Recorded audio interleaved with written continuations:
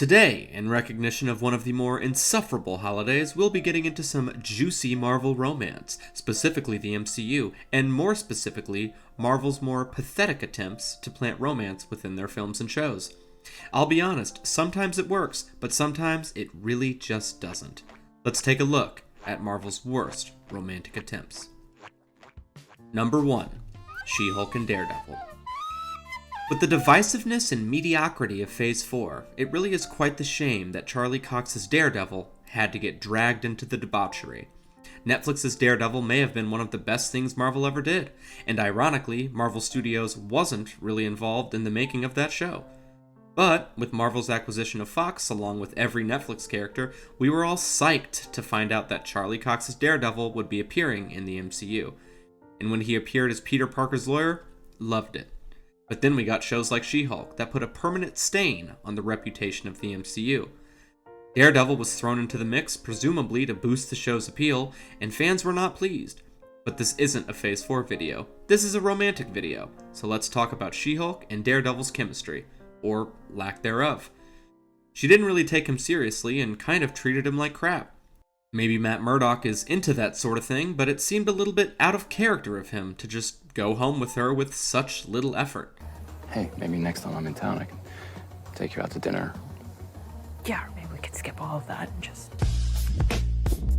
We all love Charlie Cox's Daredevil, but in the new Marvel fashion, they took a strong male character and made him into the butt of the joke.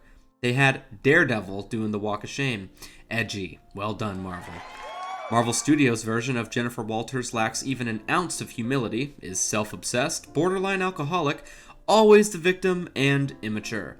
She takes Daredevil about as seriously as the show does, and we all know that Matt Murdock could do so much better. Number 2. Doctor Strange and Rachel McAdams. Does anybody even remember her character's name? Anybody? At the time of writing this, I can't. And I'm not sure it's even worth looking up. Cumberbatch and McAdams' chemistry is totally off from the get-go. The first Doctor Strange movie is really good in my opinion, but McAdams' character is forgettable and doesn't much fit into the overarching plot. They insisted on putting her in the sequel, and once again, it just doesn't work. Doctor Strange and the Multiverse of Madness is a complete mess anyways, setting up a universe without stakes, where anybody can die at any time, but it's okay, because I'm sure they exist in another universe anyways. I digress. Christine, I looked it up, plays a much bigger role in the sequel. McAdams is a good actress, and her character actually has a role to play in that film. But the sort of awkward relationship / not relationship, sexual tension, whatever you want to call it, between her and Doctor Strange just seems unnecessary and forced. When Doctor Strange and Christine end up in the universe with the crazy, evil version of Doctor Strange, we find out that he spent years traveling from universe to universe looking for a universe where he had Christine. I'll let you use the Darkhold if you give me your Christine. Where they were together and happy, and of course he couldn't find one. But again, it's hard to engage with this longing he felt for Christine when we never really get a believable version of Doctor Strange and Christine in a functional relationship. They just don't seem right for each other, and it just doesn't work. Number 3. Steve Rogers and Sharon Carter. Or should I say, Steve Rogers and his girl's grandniece. Or even his grandniece? Time traveling is confusing. Steve's relationship with Sharon Carter just always felt a little wrong. For those that don't know, Captain America's love interest in the present day is the grandniece of his love interest during World War II. And they have great chemistry, surprise, surprise. I never really had much of a problem with Steve hooking up with Sharon given the circumstances, but after Avengers Endgame, my questions began. Was Steve there when Sharon was born? Was he at her 4th birthday party? Was he Uncle Steve? Did his time-traveling stunt completely muck up the timeline, causing her to not exist at all? Well, these are the questions we were probably never meant to ask. Just let it happen. Let Steve be happy with Peggy. And I loved that scene. I loved that moment. But after it's all said and done, Captain America's relationship with Sharon Carter just seems like a bit of an oversight on the writer's part, and frankly, a bit creepy. Number 4. Loki and himself. Good God, the weirdest part about this one is that Loki and Sylvie actually had decent chemistry. even though she basically just craps on him all the time. Other than nerfing Loki's character and setting up a universe-breaking event that just felt kinda lackluster, compared to the other Marvel Phase 4 shows, Loki wasn't that bad.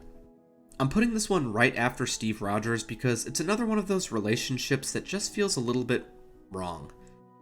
Once again, for those that don't know, in the Loki show, Loki becomes romantically involved with one of his multiversal counterparts, a female version of himself.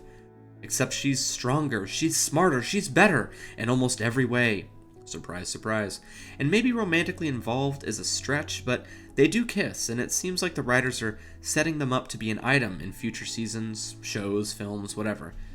Unnecessary, a little on the nose, and cringe.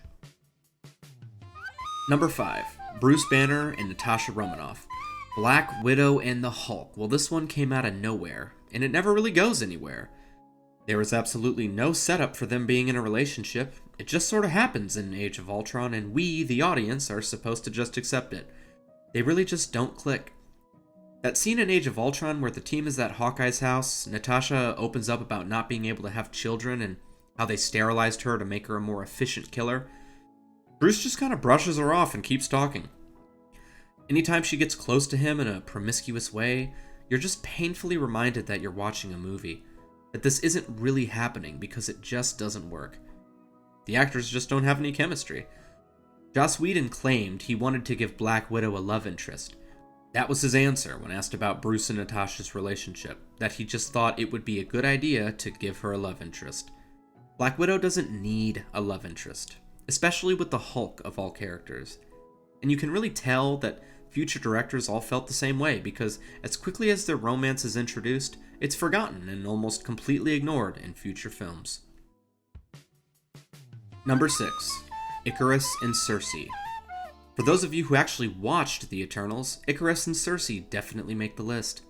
Trying to have a relatable relationship between characters that lasts for thousands of years is quite the task, and it's a big swing and a miss. Richard Madden's stoic portrayal of Icarus doesn't help, and the two of these characters not only lack chemistry on screen, but just don't seem like the kind of people who would dig on each other. The film tries for some relatable ex-boyfriend humor when Icarus shows up to save the day at the beginning of the film in front of Cersei's new romantic interest. Evening, ladies. The ex-boyfriend is basically Superman. Oh no, haha, get it? Okay, cool. Doesn't really work because they haven't seen each other in like hundreds of years, yet they act the way normal people would in this scenario. I don't know. Doesn't really work for me. Marvel decides to take Icarus down the toxic masculinity road by having him try and kill everybody when he doesn't get his way. Yet we're still supposed to be touched when he has a brief flashback to all the love that him and Cersei shared. I don't think so, Icarus. I don't think so. Number 7. Thor and Jane Foster. Another seemingly forced relationship between these two, at least it has comic book relevance. It's hard to watch a Thor and Jane kiss scene. You can almost tell how badly they really don't want to be kissing. The actors themselves lack chemistry, which makes it hard to imagine them being romantically involved. Both characters work fine on their own, but as a pair they do not work, and they never really have. The first Thor movie did the best with them, having Jane just being completely infatuated with Thor. Excuse me. Excuse me.